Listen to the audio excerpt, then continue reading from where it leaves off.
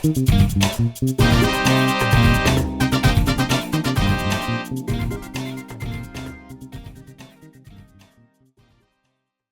let's understand first off, what's your perspective on the president's release? I mean, 2 batches of names. What's your perspective of those?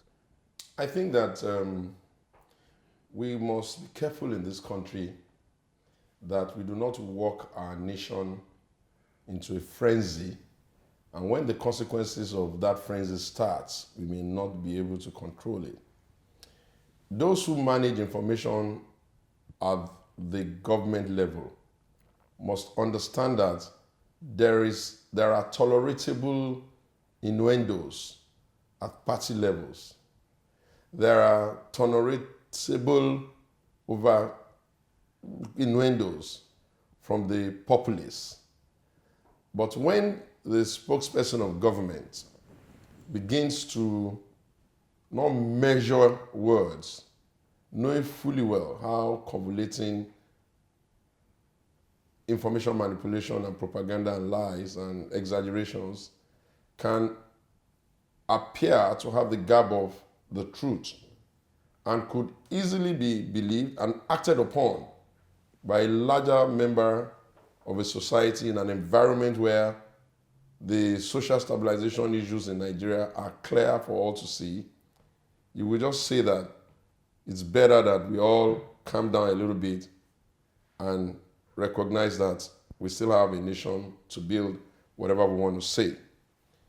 To the specifics of this, which should have been better described as allegations so that it doesn't fall into contempt of court and it doesn't become ridiculously libelous, which can be like criminal charges can be brought, it would have been better for them to say allegations. Even at the level of allegations, it would have been more responsible for the EFCC, an organ that was created by us, or the PDP government many years back, as part of our response to how do we manage systemic looting and corruption within the systems, or within the governance space of Nigeria. And indeed, generally, sometimes even covering private sector issues around graft. It would have been better if from time to time, in its renewed effort, the APC renewed effort, and the EFCC renewed effort at fighting corruption, if they would have left the narrative of determining what information to release, when to release it to the media, who would have had a bigger responsibility, would have been given a bigger role in information, looking for the information, respecting the Freedom of Information Act, which the PDP government also passed, and perhaps the EFCC itself, within its media organizations, they will always have somebody that is in charge of EFCC media. When the ruling party, 3 years down the line, jumps on a narrative of anti-corruption, which 3 years has not helped them to do anything significantly meaningful other than to shame people, to malign people and all that, you will know that we need to examine it further.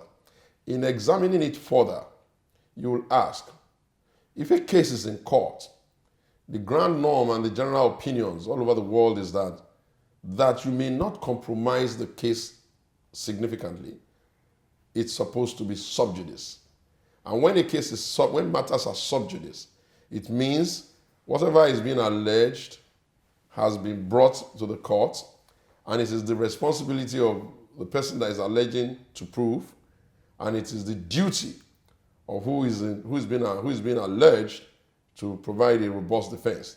It is on this basis that the legal systems all over the world rust. No matter what you say, once you accuse someone, if it's criminal in nature, even if it is civil, you should charge him to court. If the matters were around charging, you should give him a defense. And so that you do not do what you can call a double jeopardy for people or institutions. That's why you say, once it's in court, let them finish. If you wait until your cases are disposed of in court, then a man is said to have, maybe the court says, oh, you are guilty of this. Then it is his own problem to figure out what he wants to do, and you can then shame him. But the risk is that when you have demonized people, there is that small window that when you look at it in court, and when a responsible and decent judge adjudicates on the matter, he may come to a verdict of not guilty. The problem then is, how does that person that you have criminally made to look so bad in the minds of everybody, and you've forgotten that they have families, you've forgotten that they have children, you've forgotten that they have associations, you've forgotten that they have some standing in society, whatever you want to say, it's a lot of a paddle for them to bring it back. So I would just say, the EFCC should not allow the present occupiers of the office of the federal government, the executive, to bring the entire institution into such an odium that subsequently they would have lost every opportunity to appear to Nigerians as a fair organization who is doing a very, very difficult but good job. For we all agree, everybody is on the same page on this. Corruption is a problem in this country. It is because we know corruption is a problem. That was why we created ICPC, so that you don't declare your asset, you can be picked up, you can be interrogated, and we interrogated quite a lot of people that were even serving in government in the past under PDP. You've made a fair point. You've made a fair point. But here's the thing. Do you dispute the fact that some people within that list were involved in raising funds from government coffers to fund PDP elections? The major chunk of that narrative is the ONSA, the Office of the National Security Advisor.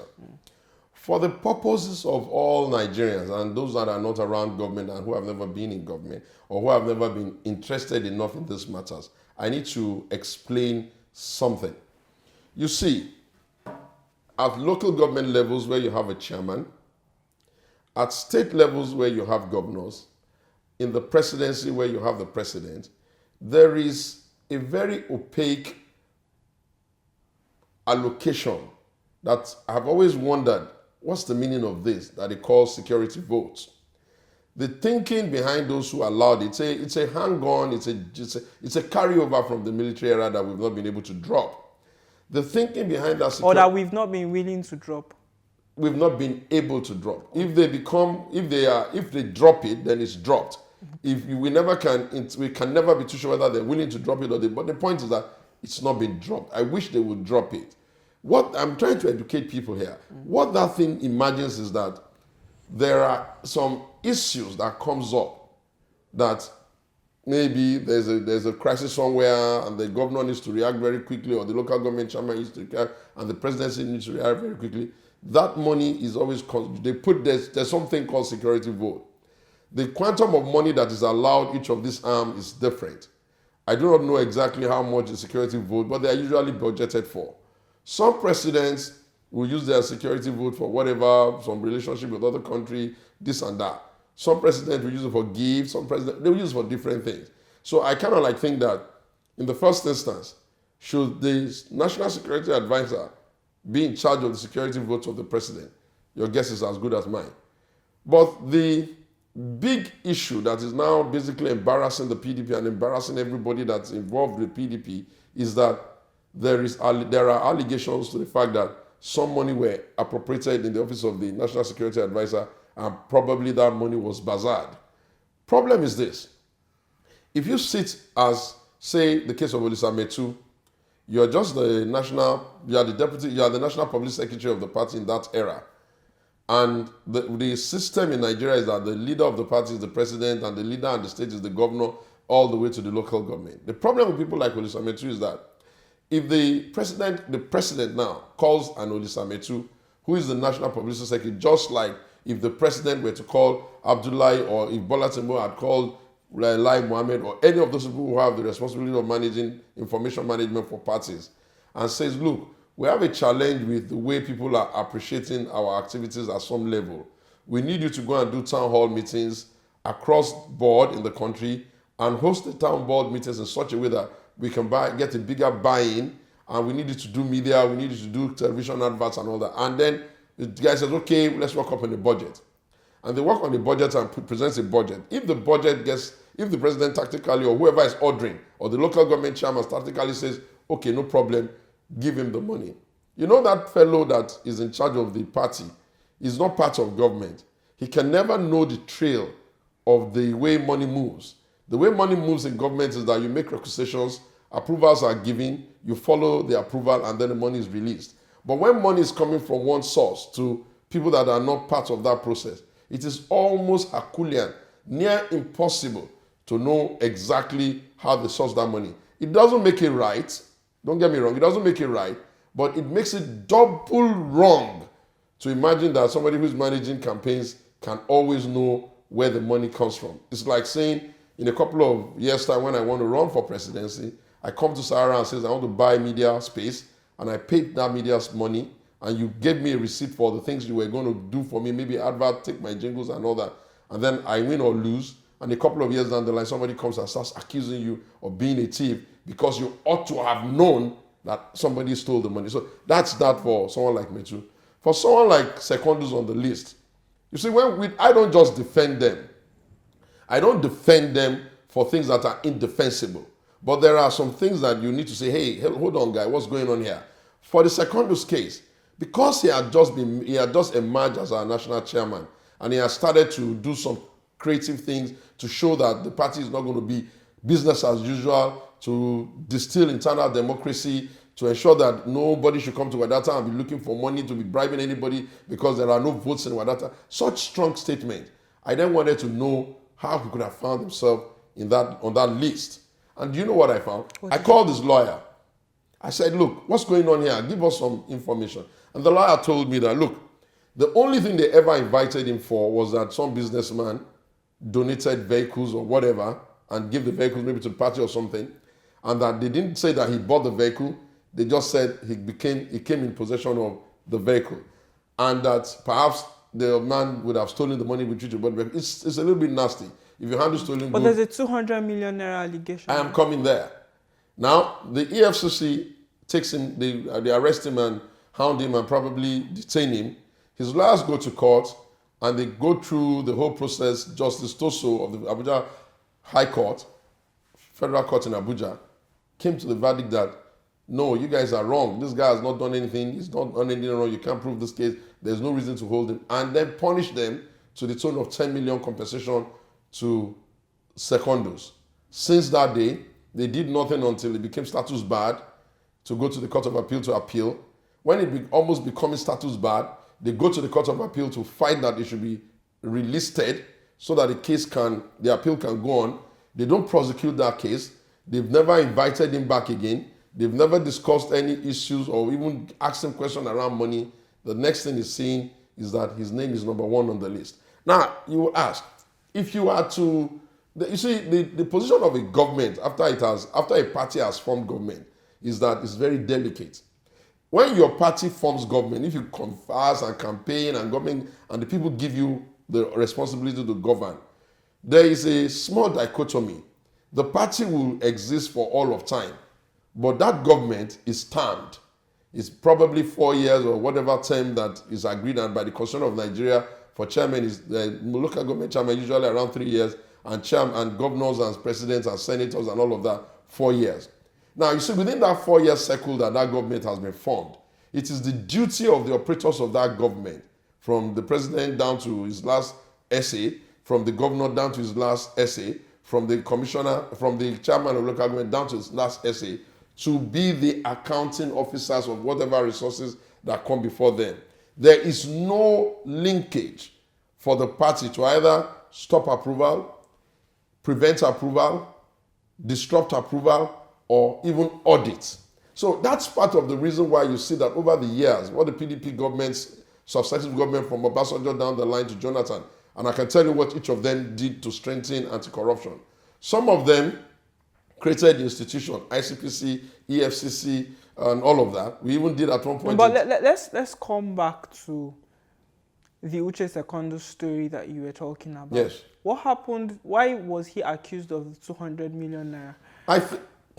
I think that the Uche Secondus, immediately he got that wing of that and got that information, the first thing he did was to instantly go and say to them that, please, gentlemen, retract it in 48 hours, failing which I'm going to sue you for libel. The reason why he said that was that if anybody handled any money from any office, the minimum that a person should do if he's not suffering from amnesia is to remember that he collected money, or is to remember that money somehow came to him. And given the quantum of information that has gone around this money from the National Security Advisor's office, anybody who got a penny, including some obas who got gifts in those days, all of them should sit nervously now. Because the way it is now, somebody can wake up tomorrow morning and just list all the first-class obas and emirs and kings in this country who got gifts and say that they've corrupted. So Uche Secondus is saying that he knows nothing about it. At about now, or maybe about a couple of hours, or maybe an hour before now, because it's about to 11 by my time, Nigerian, Greenwich Mean Time, Nigerian time, his lawyers would have been filing in Abuja for contempt, asking that they should come and show cause why they should not be jailed for putting his name on an allegation that he claims he knows nothing about. Okay. I won't be able to say absolutely who is wrong, who is right, who is corrupt, who is not corrupt. That's why we're saying, and I'm saying very strongly too, that the APC is just peddling shambolic list and is bordering on criminal hypocrisy. Hypocrisy in the sense that we also notice a tendency in Nigeria within the APC style of fighting corruption. Whereas when the PDP was in charge and we were fighting corruption, some of our members, we remember the case of IGP Balogun, yes, jailed, stripped. He was an IGP in this country for corruption. Remember that we even took the Meji Bankole to court on ICPC and issues like that. And remember that we got convictions against some of them. Well, you were the ruling party, so but there's self-censorship was possible then. Yes, there's now really have a key opposition. Yes, true. There's now a ruling party called the APC. One of the things that makes everybody livid and makes everybody uncomfortable is that in one breath you take a black paint brush and paint everybody that has anything to do with PDP and anything to do with anything that is not part of the small cabal of your party as corrupt, whereas some of the people that have criminal allegations even before courts, some of the people who panel of inquiries and administrative judicial inquiry have indicted, you let up. I can count some. Amici has major issues in Rivers. You've never had any modalities. There's the other man that used to be in Bielsa, Seriac, what's his name now? Silva, Timmy Praise Silva. They took his houses, about 48 houses, they took him to court. The case was stormed just because it's part of you. So we're seeing a pattern here. There's the issue of Ojus Okalu, huge case before him that is even battling it in court. Suddenly you can't find the witness again. And to ensure that these kinds of things stopped, it was even to Jonathan's credit that the Administration of Criminal Justice Act was improved upon and passed so that people will not waste the time of the court unduly and then one case will take forever to prosecute. So everybody is on the same page on the anti-corruption drive. We're only saying, be responsible, don't overheat the polity unduly, don't criminalize people in the media, don't go after opposition because the election is about a year or less to go. And if you allow EFCC to do its job and do it professionally, then it will be easy for EFCC to know that there are logs of corruption in the eyes of the APC operators right now. Yeah, you can't be pointing to specs of the last administration. And when you say you're doing anti-corruption, then the next thing then gets to be asked. What happens if you finish one of the cases that is in court? What happens if you get a verdict that the guy is not guilty? What happens if, take the instance of Stella Odua? I was interested in the Stella Odua case for one reason. I thought that she did a lot of work in, remodeling the airports. If you travel around the local and Nigerian airport, she's done so much, did about 27 or so of them, and I didn't think that it was fair. I didn't like that she could have been involved in some grand theft. I didn't like that because I was like a bit of a fan of her. What I found out when I started asking questions, I didn't ask her. I started asking people that will know around the offices of, and you know what they told me? They said, look, this issue that they are screaming corruption on Stella Odua, I'm not her spokesperson, I'm not defending her, but what I know and I can share is that they said that it has to do with buying of cars. That some of the agencies, some of the organs under her did a requisition to buy some cars. And of course, if they are doing requisition, maybe NEMA, this, that, they're buying cars. They wanted to buy some bulletproof cars for carrying and ferrying VIPs. In the process, approval was given. Somehow, maybe they bought for her as well. It's not, it may be abuse of office. It may be taken undue advantage. But when you give the impression that the whole of the total contract sum is in somebody's pocket, you're doing more damage for a nation that already has an international opinion that suggests that maybe Nigerians are more corrupt than everybody else in the world, that's not fair. And if you are in government, if I were in government, I would fight corruption very sternly, but I would fight corruption professionally. The blocking of the leakages is part of it. I would prosecute my case. Let's come back to something you mentioned. You said the party should not understand, or it's not the responsibility of the party to know where funds are coming from. It is the responsibility of the presidency. And lots of PDP persons have been named here.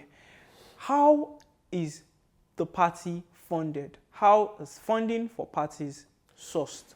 Typically, parties are funded by donations. You will always observe that anytime elections are coming, parties will go on a very heavy fundraising, galas, and all of that, and try to call people that may be interested in supporting them to donate money. And those monies will be warehoused somewhere. It is all part of the negative narrative of Nigeria that they are stealing the money, they are stealing the money. Perhaps it's some of those monies that those people who are running the party part of the campaign, people like Femi Fani-Kayode and co, people like Nana Usman, they may have thought that whatever money they got was part of the monies that were raised. But you know, the way the PDP raises money is perhaps even more open.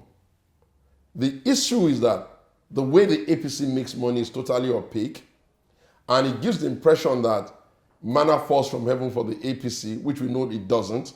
And the responsibility to strengthen, monitor, manage, and probably screen about campaign fundraising and issues around political campaign funds, that responsibility is dovetailed with INEC. So unless INEC raises up a case against a political party and its funding, it is almost like you want to stifle democracy, you want to narrow the democratic space, and you want to make sure that you give an undue advantage to yourself at the expense of that. Let's quickly look at two cases. There is the Electoral Act for 2010 puts 1 billion naira for the presidency. It wasn't amended in 2015. I don't think it was. I know in 2015, PDP raised about 21 billion naira for all its campaigns.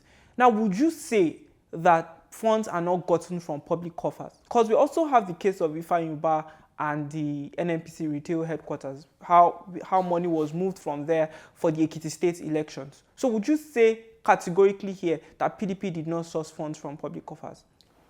I haven't told you that. Neither will I say that I have evidence that they took money from public coffers. The same way I do not have any evidence that says that they took money from public coffers. All we have in the air are phantom allegations, huge allegations. But some of them have been proven, like the Ifeanyi Ayofayose, Musli Obanikoro link. No. It's been proven. No. It's not been proven. A matter is considered to be completely proven when a court of competent jurisdiction has adjudicated on it. No matter the level of confession people make, you can come and say, I saw him kill, just in a murder case, I saw him kill the person and all that. You still have to go to court, and the courts will still provide the person that is being accused an opportunity of a defense. Part of it is, you remember the O.J. Simpson case? It almost seemed as if everybody could have convicted O.J., but when he got to court, it turned out that maybe it wasn't, they couldn't, something happened. You know, the Evidence Act is a very detailed and meticulous and far-reaching procedure of the court that allows anybody that is being accused to come and prove. And you know why? The reason they do that is that they work on the maximum of heaven, that it is better for a corrupt person or a criminal person to escape than for an innocent person to be injured. And if you work with that kind of thinking, what you will be saying is that Ifeanyi Uba's case with NNPC is for NNPC to charge Ifeanyi Uba to court and say to Ifeanyi Uba, you did not return money that you were supposed to have returned by holding, that their subsidy or something to do with the oil and holding the oil in your tank farm. You were meant to give us some money, you didn't give us some money. If Ifeanyi Uba comes to a political party and says, no, if Ifeanyi Uba goes to a church and says, oh, I did my business well yesterday, therefore I'm doing my normal tithing, which most people are quarreling with now, some people are quarreling with, and I'm giving you out of a profit of 1 billion naira, I'm putting in my tithe of 100 million naira. The double jeopardy here is that should the church take the money? And if the church took the money, is it the duty of the church to ask Ifeanyi to give them details of his business? It's the same thing with the political party. No, well, Musli Obanikoro was in office. He was Minister of Defense. Have they charged Musli Obanikoro to court? Well, he returned some funds. Are they prosecuting? Well, he returned some funds. That speaks to the hypocrisy of this Lai Mohammed, APC, Minister of Information work. If Musli Obanikoro returned funds, if Musli Obanikoro was charged, why is his name not on the list? Nigerians are not asking you for the names of those you did deals with. They are asking you, and they have a right to know, tell us those people that are corrupt, that perhaps we can even ostracize them in society. But when you begin to bring only the people that are immediate players in the past administration and leave all of the others, if I get government tomorrow, it will interest me to look at the books from, say, 1999. And I will ask myself, in 1999, can we find evidence that anybody within Obasanjo was corrupt? And for a nation that is still profiting from an Abacha loot, which Abacha died in 96, I think, 96. Or 98. Abacha died in 98. For a nation profiting on an Abacha loot that probably went as far back as 98, to suddenly suffer hypocritical amnesia, jump over everybody, jump over all government, narrow down to the immediate successor or the one you took government from, and even when you're narrowing there, you leave out all of your friends who are now part of your party, who've jumped ship to come and join your APC, and suddenly they are no longer corrupt, nobody's shaming them anymore, their names are on no list, and then narrow down to only elements that are still in the opposition party. Let me tell you what this portends. It portends a very great danger. Extreme vigilance is the responsibility of the entire society once an African nation says is running democracy. Because the difference between a dictatorship and a democracy is that the rule of law, court orders, civil behavior, appropriate conduct is the guard of democracy. Whereas in a dictatorship, you can do as you want. And if you look at what the APC is doing, take the case of Dasuki. The Dasuki case makes it even most embarrassing. All courts, including the West African court, have said granting bail. What you are charging him for is bailable. The courts have said give him bail, you've not. Yeah, but briefly, while I agree with you, I'll just ask you this. Did the PDP ever overshoot spending for its presidency elections? That's number one. And number two, if Musili Obanikoro returned funds and he was alleged or accused of conniving to fund the Ekiti state governorship election, doesn't that prove that PDP, while in office, used government funds? Let me tell you why you cannot put it down to PDP. I'll take the second question last, the first question last. Yeah, briefly, please. Yeah, I will. Musili Obanikoro was a minister. When you give someone a job to be in Nigeria, you let him do the job. If Musili Obanikoro came about some money from his friends, or he dipped his hand into the coffers of the ministry he was supposed to run, or how exactly did he get the money he alleged to have spent in Ekiti? It is for Musili Obanikoro not just to do whatever deal he's doing, keep mum, and then the federal government will be screaming blue murder. The only way for us to make progress in the anti-corruption fight is that EFCC has a responsibility to say, Musili, go to court. Whether you are in APC or not, you're still going to go to court. Remember at the beginning of the interview I said, one of the most difficult things to do is for a political party to now be auditing government. Government has within its system normally supposed to have an auditing mechanism. It is the duty of the opposition to look at what the previous government did. I am not denying them that.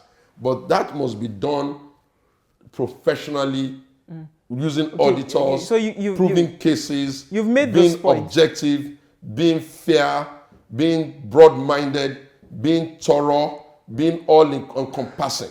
You've dwelt on this point. Just answer the first question. The first question, which has to do with whether the PDP overshot its budget. Yes. Again, he who alleges must prove.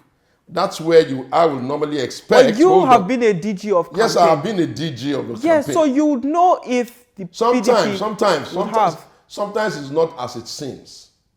Sometimes it's not as it seems. For instance, the INEC says about money. It didn't say anything about donations of materials. Some of the things you see, some people donate airtime. It's not part of PDP's money. Some people donate vehicles. It's not part of PDP's money. If there is that 1 billion naira peg for a presidential campaign, it is the duty of the electoral empire and not that of any of the parties to start jumping in on each other's campaign. Because I'll then ask, if money was an issue in campaigns for 2015, for example, did the APC go to the campaign and go around the country for free? And if they said they created a platform where everybody was donating money online, how did they know whether some of the donations made by people like the Rivers State government and so many other people, or Amechi to be precise and a few other, Bola Tinubu to be precise and a few other, what's his name, the guy in Lagos before, Governor Fashola and a few others, some of their friends in the north, Ojus Okalu and a few others. How is the APC to know whether those monies came from their coffers or not? What am I saying? I'm saying that as a way of moving forward and ensuring that we don't demobilize and demoralize and demarket the entire Nigerian space. It's for us to strengthen the institutions that will ensure that these things can happen. And that is the more reason why almost all of these institutions, including the most creative one that Jonathan did, which is the improvement and the passing of the Abolition of Criminal Justice Act. What have the APC been able to do? I would have thought that if they knew that they were going on anti-corruption as strong as they meant and as strongly as they intended, I would have expected them by now to have worked with their own legislators. Anyway, they're busy fighting their legislators too. I would have expected them to get their legislator, because they have majority in the House, they have majority in the Senate, to design maybe some special courts or say that corruption cases, they'll pack them all, they dedicate a few judges to that, and so that we can wrap this up. You know why I'm saying all this? I fear that just by playing with words, the politicians, now the APC part of them, are forgetting how we got into 1993. For the purpose of those who forget history. After the 1979 election, and they won, and then MPN won, and then they got to 1983, and MPN won again, because they threw all decorum to the wind and started banding huge figures, the next thing we got was a coup. Now, we may not get a coup now.